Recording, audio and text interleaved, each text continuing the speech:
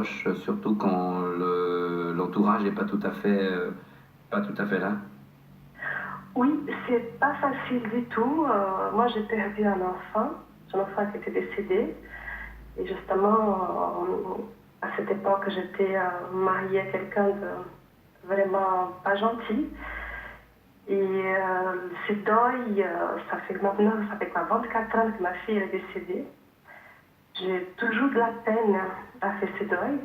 Parce qu'en plus, j'ai pas pu enterrer mon enfant.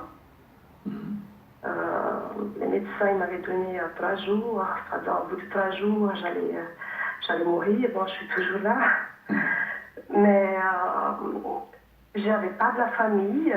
Bon, mon ex-mari, c'était quelqu'un voilà, qui était absent. On était partout. J'étais mariée, mais bon, voilà, pour beaucoup de soucis qu'il y avait, j'étais seule. Ouais. Et donc vous êtes retrouvée toute seule et vous n'avez pas pu enterrer votre fille, c'est ça? Non, les médecins, parce que ma fille elle est décédée après l'accouchement. Juste avant, à 9 mois, il y avait une provocation que le médecin a provoqué le bébé. Il n'est pas venu. Je suis rentrée à la maison. J'avais 9 mois de grossesse. Je suis rentrée à la maison. 2 semaines après, je reviens avec les contractions. Le médecin, qui était mon gynécologue, il n'est pas venu à 3 heures du matin. Il n'est pas venu, il est arrivé à 10 heures du matin. J'étais en train de mourir avec le bébé. D'accord. Alors, c'était horrible parce que une fois que je me suis réveillée, j'ai regardé les infirmières autour. Une fois qu'il y a eu la césarienne à 10 heures du matin, ils avaient 2 minutes justement pour lever le bébé. C'était au mois où le bébé, c'était quand je me suis, voilà, j'ai perdu connaissance, j'étais aux soins intensifs. Une fois que je suis réveillée, j'ai demandé mon bébé. Les infirmières se regardaient l'une à l'autre. Ils m'ont rien dit. J'ai tout de suite compris. Qu'est-ce qui s'est passé? J'ai crié toutes mes forces en demandant que je voulais voir mon bébé. Au bout de 2 jours, j'ai vu ils m'ont emmené mon enfant. Parce qu'ils disent, voilà, c'est le moment quand même. Il faut quand même qu'elle voie l'enfant avant qu'elle soit enterrée. C'était... je l'ai fait quand même un câlin. Je l'ai pris dans les bras. Je l'ai fait un câlin. C'était une magnifique petite fille. Mais une fois qu'ils m'ont pris cet enfant, ce bébé, je n'oublierai jamais qu'ils m'ont mis dans un endroit où il y avait d'autres mamans qui avaient leur bébé, leurs enfants. Et moi, je n'avais pas. C'était difficile d'entendre les pleurs des autres enfants, des autres bébés. Et vous avez votre enfant est décédé. J'ai jamais, pour moi, c'est comme hier, à 24 ans, je puis aller à la petite chapelle. J'ai vu un petit cercueil blanc et des personnes de l'entourage de la famille de mon mari, justement que c'était pas, ils n'étaient pas consentants, pas contents de la venue de cet enfant aussi. Pourtant, j'étais mariée longtemps. Mais quand ils m'ont... Parce que j'étais allée à la chaise roulante, à la petite chapelle, mais la petite chapelle était à l'hôpital. Et quand j'ai entendu le médecin dire, voilà, elle ne doit pas aller enterrer son enfant parce qu'elle est mourante. C'est un deuil qu'on ne peut pas enterrer son enfant, c'est un deuil, je dirais presque impossible à le faire. J'étais bien après, quelques jours bien après qu'elle était enterrée, c'était... C'est quelque chose, en même temps c'est difficile à expliquer. Vous l'expliquez très bien. Vous vous êtes retrouvée aussi très très seule face à tout cela. Oui, parce que j'avais pas de famille. J'avais mon ex-mari qui était là et sa famille qui ne me soutenait pas. Lui non plus. Il y a des amis non plus. J'ai dû, comment on dit ça, continuer à avancer. Oui. Et surtout, après tout ça, quelques années après, les médecins m'avaient dit aussi que je ne pouvais plus avoir d'autres enfants parce que la césarienne de mon premier enfant s'était mal passée. Et par miracle, 10 ans après, j'ai pu avoir un autre enfant, une autre petite fille, mais ça remplace jamais Non, bien sûr. l'enfant que nous avons perdu. C'est clair. Ouais. Ouais. Et, Mais vous avez eu toutes les peines du monde à vivre ou à faire votre deuil aussi parce qu'autour de vous, personne ne vous a aidé vraiment à le faire et à le vivre. C'est ça que vous nous dites? non, non, personne. Surtout quand vous êtes marié, que vous attendez que le père de votre enfant soit présent, soit vous aide, qu'il vous écoute, qu'il vous donne l'attention. Bien J'avais sûr. personne. Et de sa famille aussi.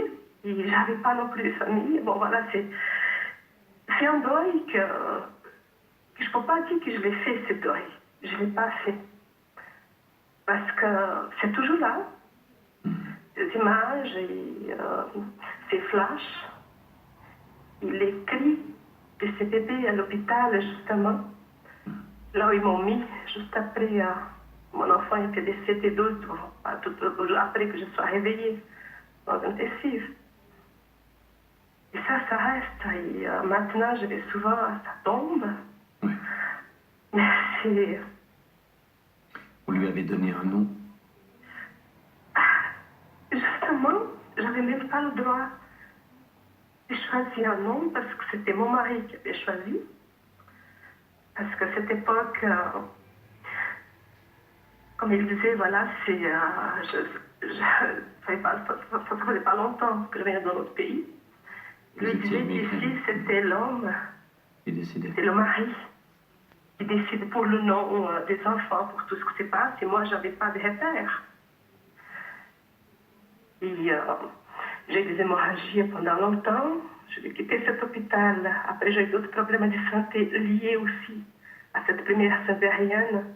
Problèmes de santé assez graves. Et c'est vrai que le deuil, c'est... J'ai jamais pu le faire.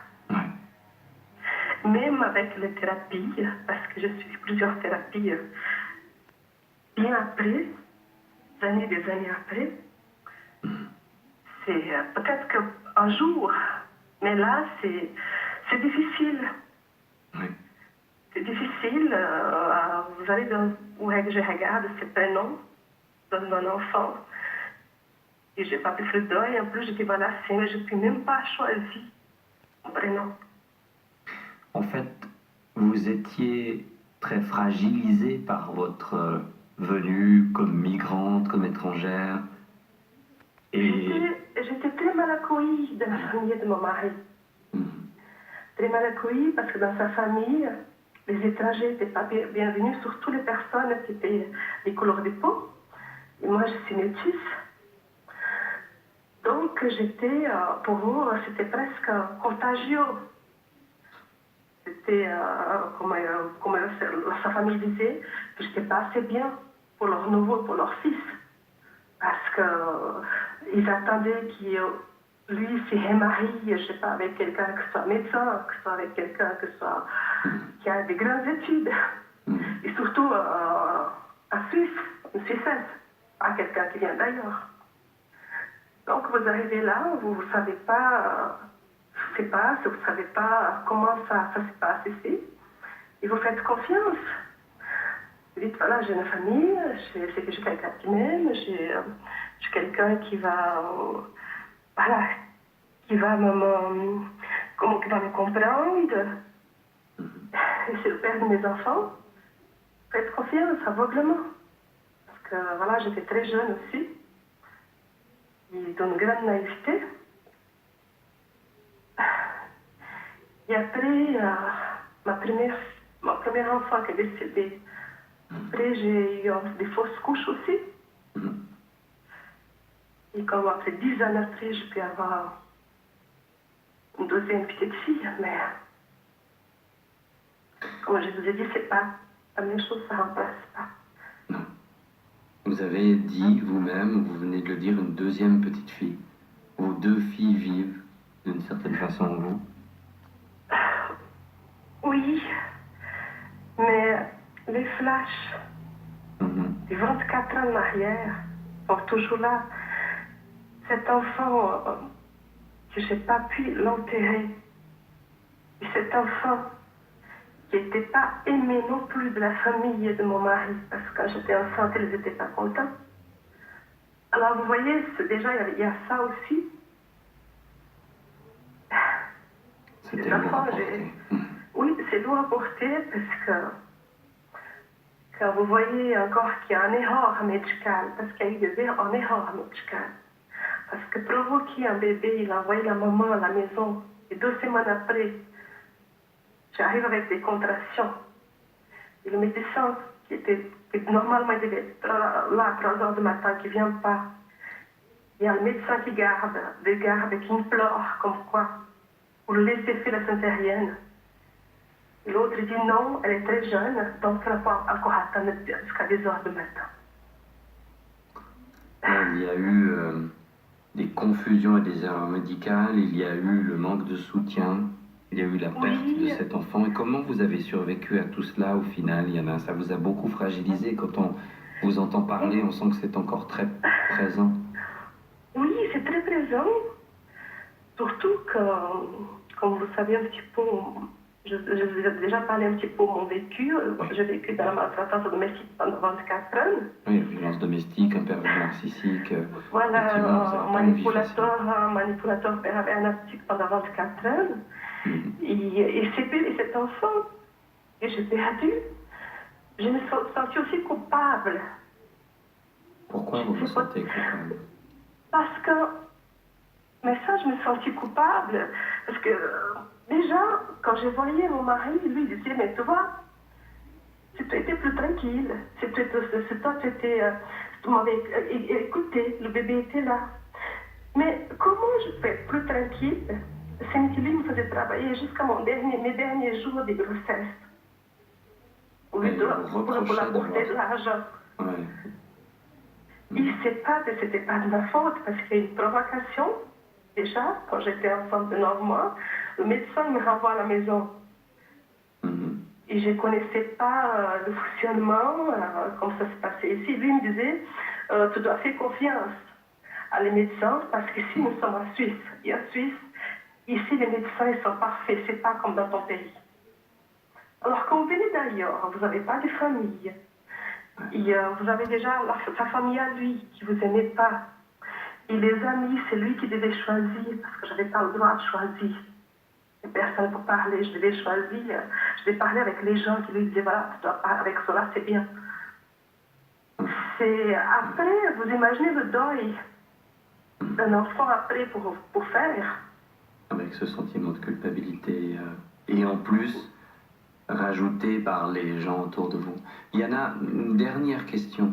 Je vous trouve extrêmement courageuse et votre témoignage est très important parce qu'il pose toutes les problématiques qu'on peut rencontrer parfois dans des couples mixtes, mais aussi toutes ces problématiques d'erreur médicale. Aujourd'hui, vous avez pu vous reconstruire 24 ans après. J'ai beaucoup de la chance d'avoir connu, comment on appelle ça, l'écriture. L'écriture. Alors, j'ai écrit mon histoire dans le livre Les Épines d'une rose. En écrivant mon histoire dans le livre Les Épines d'une rose, j'ai pu découvrir mes talents de poète. Alors, j'ai commencé après à écrire des livres, des poèmes. Justement, le deuxième s'appelle La rose de ses ailes. Le troisième, il va sortir dans quelques jours, qui s'appelle La rose et le colibri. Et le quatrième, c'est l'année prochaine, c'est la suite de mon histoire des épines d'une rose. Pourquoi les roses? Je me sens... Bon, j'adore déjà les roses, mais une rose, je trouve parfois aussi solitaire. Oui. Les roses, même accompagnées, elles ont des épines pour se protéger. Alors moi, je dis que je suis une rose avec des épines. C'est la survie qui a pris, voilà, ces épines, elles sont toujours là. pour se protéger avec tout ce que j'ai eu pendant des années et des années. Les roses ont aussi des pétales. Oui, des pétales. Et votre courage en est en tout cas un, voire deux de ces pétales, minimum. Merci, je dis voilà, mes livres, il y a toujours le nom des roses. Parce que, par exemple, les personnes qui sont blessées, je les appelle aussi des roses blessées, les personnes qui étaient maltraitées, je dis voilà, je les appelle que ce soit. Je dis même un garçon, parce que des gens disent oui, mais les roses c'est un garçon. Mais moi je dis qu'il y a un petit garçon qu'on va jouer dans la rue, c'est une rose fragile. Yana, merci pour votre magnifique témoignage. Restez la rose que vous êtes avec les épines et les pétales. Et tout Merci plein de beaucoup. courage pour la suite. Merci beaucoup de votre témoignage. Merci à vous. À bientôt. Merci beaucoup. Au Bientôt, revoir. au revoir. Au revoir. L'occasion de vous proposer de venir pour parler de tout.